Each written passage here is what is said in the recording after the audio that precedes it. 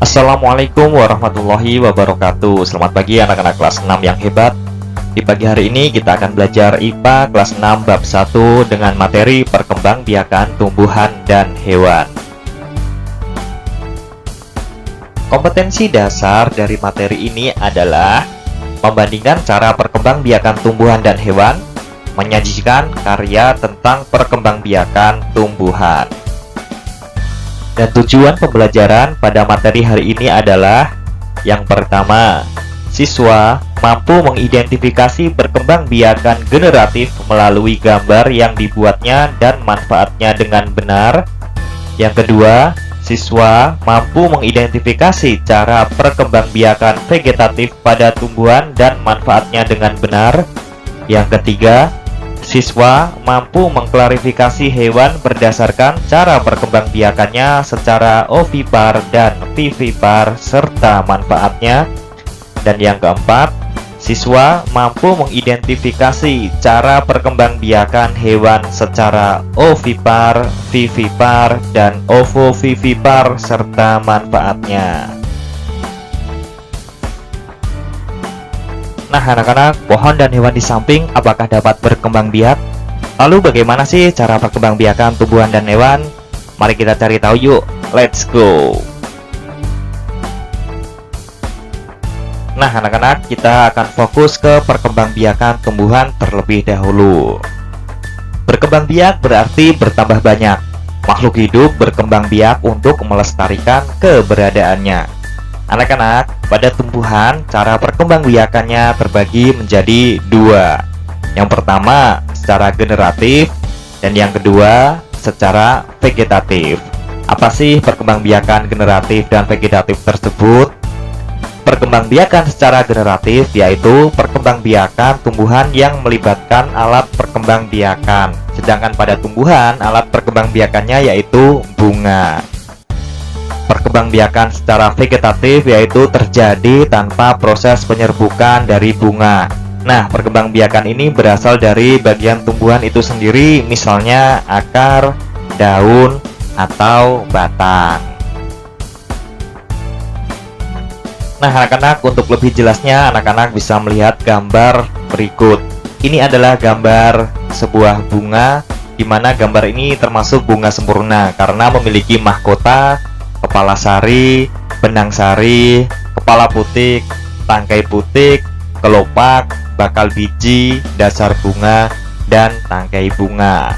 Berdasarkan kelaminnya, gambar bunga tersebut termasuk kelamin lengkap karena memiliki benang sari sebagai kelamin jantan dan putik sebagai kelamin betina. Fungsi dari beberapa bagian ini adalah yang pertama, fungsi kelopak yaitu melindungi bunga saat kuncup. Mahkota berfungsi sebagai penarik serangga karena memiliki warna dan bau yang khas. Dan di dalam mahkota terdapat putik dan benang sari yang fungsinya sebagai tempat penyerbukan.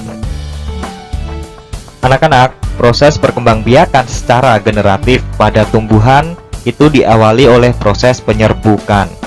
Nah, penyerbukan itu sendiri adalah peristiwa jatuhnya serbuk sari ke kepala putik. Kemudian berdasarkan asal serbuk sarinya, penyerbukan dibedakan menjadi 4. Yang pertama ada penyerbukan sendiri atau autogami. Ini bila mana serbuk sari jatuh ke kepala putik bunga itu sendiri. Jadi penyerbukan sendiri atau autogami ini masih terjadi dalam satu bunga.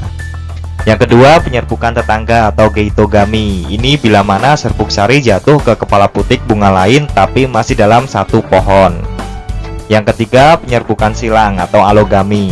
Ini adalah bila mana serbuk sari jatuh ke kepala putik bunga lain yang berbeda pohon namun masih satu jenis. Yang terakhir yaitu penyerbukan bastar atau hibridogami. Ini adalah penyerbukan bunga yang berbeda tanaman, berbeda jenis namun masih satu spesies. Contoh dari penyerbukan bastar ini adalah bunga mawar merah dengan bunga mawar putih. Nah anak-anak, yang selanjutnya proses jatuhnya serbuk sari ke kepala putik melalui suatu perantara. Perantara yang menyebabkan terjadinya penyerbukan itu disebut polinator. Nah, berdasarkan macam perantaranya, penyerbukan itu dibedakan menjadi 4. Yang pertama adalah zoodiogamy, yaitu penyerbukan yang dibantu oleh hewan. Misalnya burung, lebah, kupu-kupu, siput, dan lain sebagainya. Ciri-ciri dari bunga yang penyerbukannya dibantu oleh hewan antara lain warna mahkota mencolok dan besar, memiliki bau yang khas, memiliki kelenjar madu, serbuk sari bunga yang lengket, kepala putih agak tersembunyi.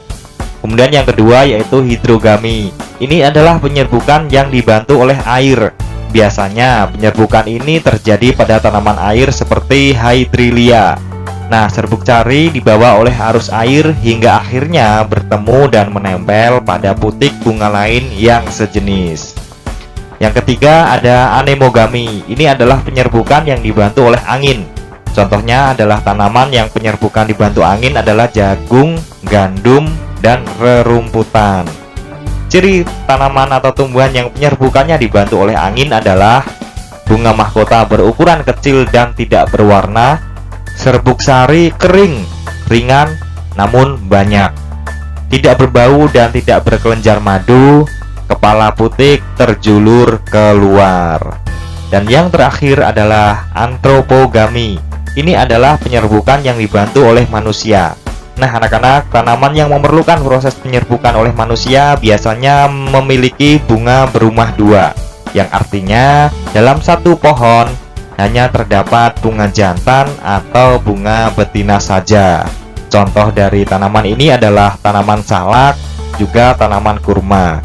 Jadi pohon salak dan pohon kurma itu apabila penyerbukannya tidak dibantu manusia, maka tanaman tersebut tidak akan menghasilkan buah.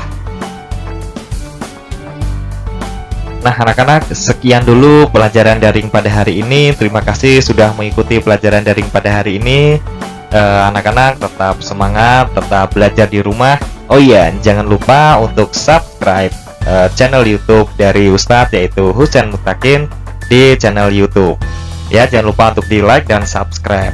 Apabila video ini bermanfaat, anak-anak bisa simpan, bisa download sepuasnya, dan bisa dijadikan bahan materi untuk belajar di rumah. Sekian dan terima kasih. Wassalamualaikum warahmatullahi wabarakatuh.